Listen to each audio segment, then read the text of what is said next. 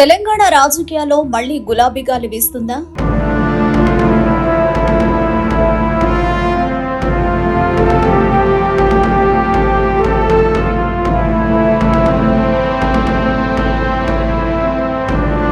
కొంతకాలంగా కాస్త సైలెంట్ గా కనిపించిన బీఆర్ఎస్ పార్టీ ఇప్పుడు మళ్లీ యాక్షన్ మోడ్ లోకి వెళుతోందా? ఎర్రవల్లి ఫామ్ హౌస్ నుంచి వచ్చిన సంకేతాలు చూస్తే అదే అనిపిస్తోంది. పార్టీ అధినేత మాజీ ముఖ్యమంత్రి కేసీఆర్ ఇప్పుడు తన పార్టీకి క్లియర్ మెసేజ్ ఇచ్చారు. వచ్చే 2 ఏళ్లు పార్టీకి అత్యంత కీలకమని, ఇక కూర్చునే టైం అయిపోయిందని, ప్రజాక్షేత్రంలోకి దిగాల్సిందేనని స్పష్టమైన ఆదేశాలు జారీ చేశారు. ఎన్నికల్లో ఓటమి తర్వాత బీఆర్ఎస్ శ్రేణుల్లో కొంత నిరుత్సాహం కనిపించింది. కొంతమంది నేతలు సైలెంట్ అయ్యారు. మరికొంతమంది రాజకీయ భవిష్యత్తుపై లెక్కలు వేసుకున్నారు. పార్టీని మళ్లీ క్యాడర్ బేస్డ్ ఫైటింగ్ మోడ్ లోకి తీసుకెళ్లే ప్రయత్నం స్పష్టంగా కనిపిస్తోంది. ప్రజా సమస్యలే ఇక నుంచి ఎజెండా అంటున్నారు. అంటే రాజకీయంగా బీఆర్ఎస్ మళ్లీ ఉద్యమ బాట పట్టబోతుందా అన్న చర్చ మొదలైంది.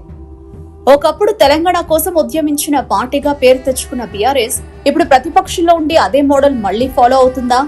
ఇదే ఇప్పుడు రాజకీయ వర్గాల్లో హాట్ టాపిక్. ఈ సమావేశంలో కేసీఆర్ చేసిన కీలక వ్యాఖ్యలో ఒకటి, పార్టీలో పనిచేసే వారికే పదవులు. ఈ ఒక్క మాట చాలా మందికి బలమైన సందేశం పంపింది. ఎందుకంటే రాజకీయ పార్టీలో చాలా సార్లు పదవులపై అసంతృప్తి ఉంటుంది. ఎవరికి ఇవ్వాలి, ఎవరికి ఇవ్వకూడదు అనే చర్చలు నడుస్తూనే ఉంటాయి. కానీ కేసీఆర్ మాత్రం చాలా క్లియర్ గా చెప్పారు. బంధువులు, తెలిసిన వాళ్లు, దగ్గర వాళ్లు అన్న లెక్కలు కాదు, గ్రౌండ్ లో పనిచేసే వాళ్లకి ప్రాధాన్యత. 10 ఏళ్లుగా పనిరాని వాళ్లను కూడా చూడాలని సూచించారు. అంటే పార్టీ లోపల కొత్త ముఖాలకు అవకాశం ఇవ్వబోతున్నారా? పాత లీడర్షిప్ లో మార్పులు ఉంటాయా అన్న చర్చ మొదలైంది. యువ సంఘాలు, విద్యార్థి సంఘాలు, కార్మిక సంఘాల్లో యాక్టివ్ గా ఉన్న వాళ్లకు ప్రాధాన్యత ఇవ్వాలని చెప్పడం చూస్తే పార్టీని మళ్లీ క్యాడర్ తో బలోపేతం చేసే ప్రయత్నం స్పష్టంగా కనిపిస్తోంది. ఇది కేవలం పదవుల పంపిణీ కాదు, పార్టీ రీబిల్డింగ్ ప్రాసెస్ అన్నమాట. కేసీఆర్ మాటల్లో మరో ముఖ్య అంశం ప్రజా సమస్యలు. రైతులు, యువత, విద్యార్థులు ఇవే ఇప్పుడు బీఆర్ఎస్ టార్గెట్ సెగ్మెంట్లు. ఎందుకంటే ఇవే ప్రస్తుతం భావోద్వేగంగా స్పందించే వర్గాలు. రైతుల సమస్యలు ఉంటే ఉద్యమం, నిరుద్యోగ సమస్య ఉంటే ఆందోళన, విద్యార్థి సమస్యలు ఉంటే పెద్ద చర్చ. ఈ అన్ని అంశాలను బీఆర్ఎస్ రాజకీయ ఎజెండాగా మార్చే ప్రయత్నం కనిపిస్తోంది. తెలంగాణలో ఒక్కో జిల్లాలో ఒక్కో సమస్య ఉందని కేసీఆర్ చెప్పడం కూడా స్ట్రాటజిక్ కామెంట్ గా కనిపిస్తోంది. అంటే స్టేట్ వైడ్ ఒకే నినాదం కాదు, జిల్లా వారీగా ఇష్యూలపై ఫోకస్ పెట్టే అవకాశం ఉంది. ప్రజల సమస్యలపై ఎంత గట్టిగా పోరాడితే పార్టీకి అంత ఆదరణ పెరుగుతుందని కేసీఆర్ చెప్పడం చూస్తే బీఆర్ఎస్ ఇక ఆఫీస్ పాలిటిక్స్ కాదు, ఫీల్డ్ పాలిటిక్స్ చేయాలని నిర్ణయించుకున్నట్టు తెలుస్తోంది. ఈ సమావేశంలో కేటీఆర్ పాత్రపైన స్పష్టత కనిపించింది. వర్కింగ్ ప్రెసిడెంట్ గా కేటీఆర్ టెలికాన్ఫరెన్స్ లో నిర్వహిస్తూ నేతలకు అందుబాటులో ఉండాలని కేసీఆర్ సూచించారు.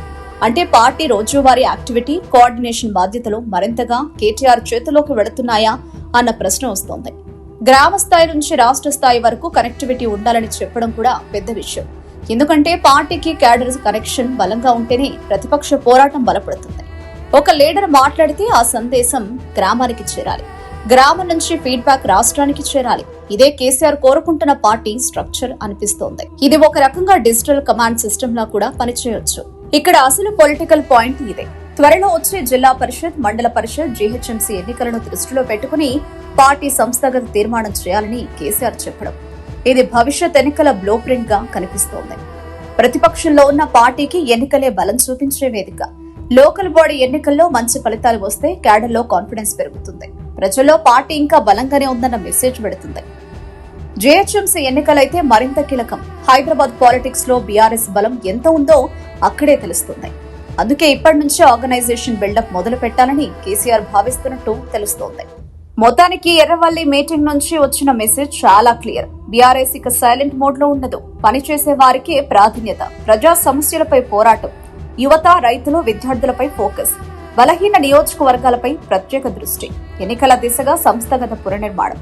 ఇవి చూస్తుంటే గులాబీ పార్టీ రీబూట్ మోడ్ లోకి వెళ్లిందనే భావన కలుగుతోంది. కానీ అసలు ప్రశ్న ఒకటే, ఈ వ్యూహం గ్రౌండ్ లో ఎంతవరకు పనిచేస్తుంది? ప్రజలు మళ్లీ బీఆర్ఎస్ వైపు చూస్తారా, లేక ఇది కేవలం రాజకీయ రీఅరేంజ్మెంట్ గా మిగిలిపోతుందా?